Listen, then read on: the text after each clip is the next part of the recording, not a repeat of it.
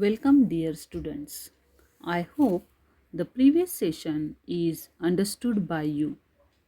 And today we are going to learn quasi-negotiable instrument.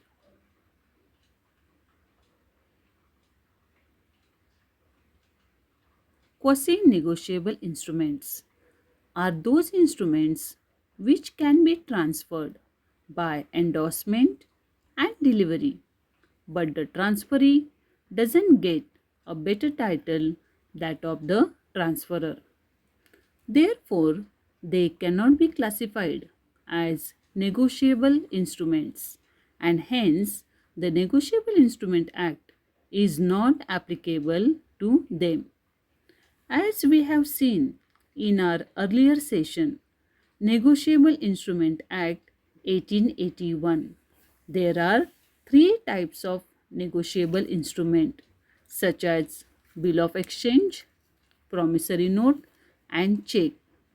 This negotiable instrument we can endorse and we can deliver it.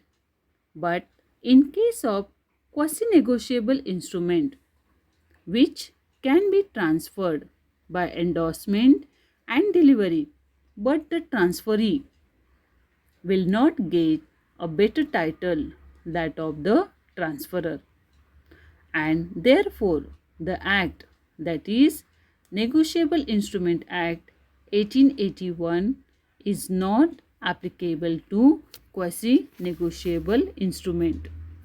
A quasi-contract is an obligation resembling that created by a contract. The relation created by quasi-contract resemble relations created by a contract between parties. These relations created by quasi-contract compel a person receiving a benefit to compensate the persons giving the benefit. The principle behind this is that no one should get profit or benefit at the cost of another. Thus, a quasi-contract is defined as when one person receives the benefit at the expense of another. The law requires him to pay or compensate the person giving the benefit without any contract. Negotiable instruments such as check, promissory note and bill of exchange. But in case of quasi-negotiable instrument, it cannot be get better title that of the transferor.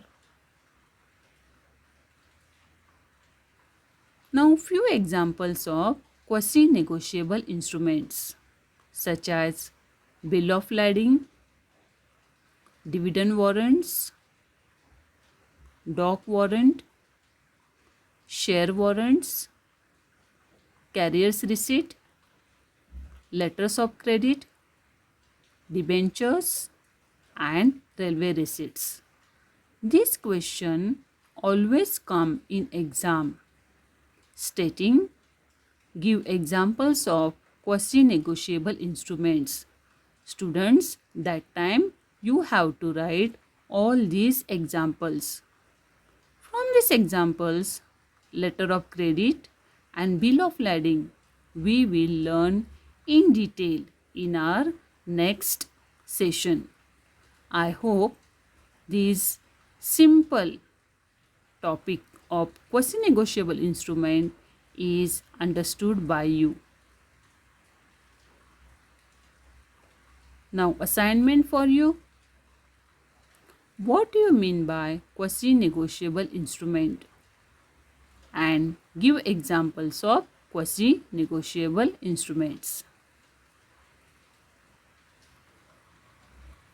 Thank you, students.